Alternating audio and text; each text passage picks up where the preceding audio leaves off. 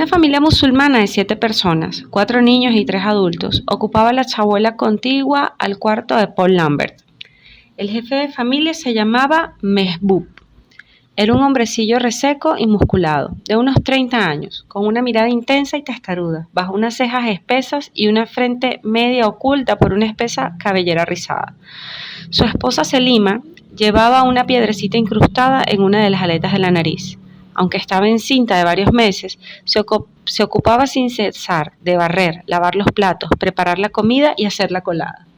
El tercer adulto era la madre de Mehboob, una anciana de cabellos blancos muy cortos que no veía prácticamente nada. Durante horas enteras permanecía en cuclillas en el callejón murmurando sutras del Corán. El hijo mayor, Nasir, de 10 años, trabajaba en un pequeño taller. 2 de sus hermanas frecuentaban la escuela coránica. La más pequeña, de 3 años, corría por el callejón. Esta familia gozaba de un relativo desahogo.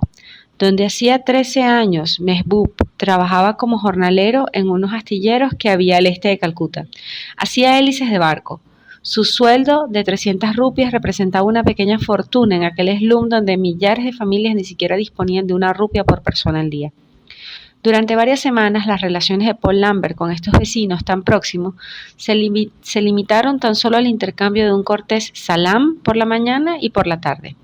Visiblemente aquellos musulmanes desaprobaban, y no eran los únicos, la intrusión de un sacerdote católico en su barrio. Como siempre, sus relaciones se descelaron poco a poco gracias a los niños.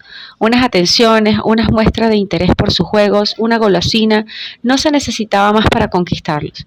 Un suceso dramático permitió romper definitivamente el hielo. Cierto día, Mehboob volvió del trabajo alteradísimo. Los astilleros acababan de despedir a todos los jornaleros. Aquí eso era algo corriente en las fábricas de Calcuta desde que una ley obligaba a los patronos a pagar a los obreros por meses al cabo de un tiempo determinado. Con la única excepción de los trabajadores, nadie quería que se aplicase esta ley. Incluso se decía que el gobierno, la patronal y los sindicatos estaban de acuerdo sobre este punto. El gobierno porque el aumento del número de asalariados reforzaba fatalmente el poder de los sindicatos. La patronal porque una mano de obra que trabajase a título precario era mucho más dócil. Los sindicatos, por último, porque estaban compuestos por obreros mensuales, ansiosos de limitar sus ventajas a su pequeña minoría. Y como siempre ocurre en la India, a los argumentos objetivos se añadía alguna tradición heredada de la noche de los tiempos. Si todos los jornaleros se convertían en mensuales, ¿qué sería de la costumbre que concedía al hijo primogénito de un asalariado mensual el privilegio de ser contratado a su vez en la fábrica donde trabajaba su padre? Consecuencia, todo el mundo conspiraba para burlar la ley.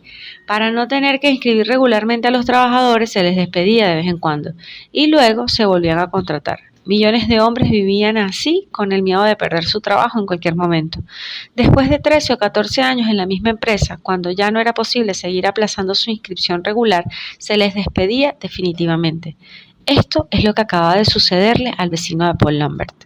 Ante sus ojos, en pocas semanas, aquel hombre robusto, de piernas, torso y hombros musculados por los trabajos más duros, empezó a languidecer y se arrugó como un fruto seco.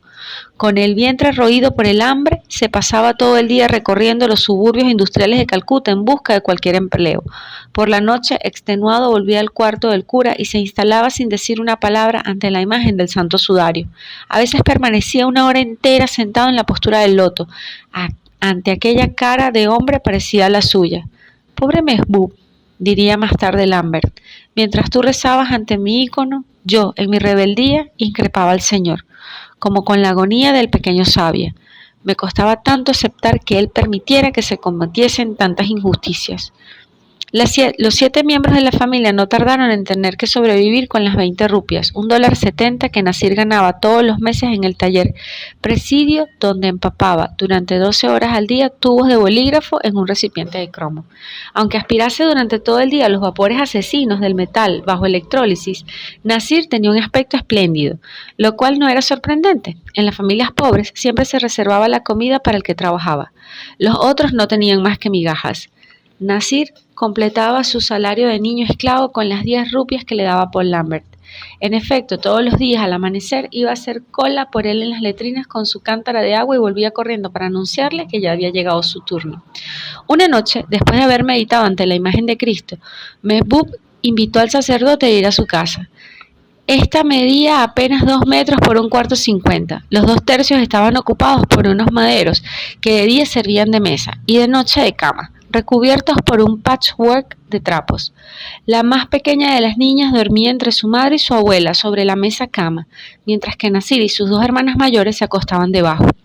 Mehboob se contentaba con una estera en la parte exterior bajo el tejadillo. El resto del mobiliario consistía en un cofre metálico en el que se conservaban piadosamente los vestidos para las fiestas del calendario musulmán, bien envueltos en carteles de cine que habían arrancado de las paredes de Calcuta. Al igual que millones de indios, Selim alimentaba a su chula con tortas de boñiga y con escorias recogidas entre la grava de las vías del tren. Una escrupulosa limpieza reinaba en aquel tabuco sin ventana, sin agua y sin electricidad, hasta el punto de que el suelo de tierra pisonada parecía mármol que solo se hubiera atrevido a pisar pies descalzos. Cuanto más extrema era la miseria, más cálida la hospitalidad. Apenas el extranjero hubo entrado bajo su techo cuando sus vecinos le ofrecían té acompañado de un surtido de jelebi y de otras golosinas tan apreciadas por los bengalíes. En pocos segundos se habían endeudado por valor de sus ingresos de un mes para agasajarle de aquel modo. Paul Lambert deseaba ayudar a sus vecinos, pero ¿cómo hacerlo sin arriesgarse a caer en la trampa del extranjero Papá Noel? Un incidente le dio la solución. Cierta mañana en que hacía cocer arroz en su infiernillo de petróleo, se quemó la mano. Con el pretexto de la torpeza, pidió a su vecina que a partir de entonces le preparara las comidas. A cambio de aquel servicio le ofreció 3 rupias al día, alrededor de $0,25, una suma principesca para el slum. Para el francés era la ocasión de intentar una experiencia que necesitaba. Exigió que la joven le preparase exactamente los mismos alimentos que a su familia.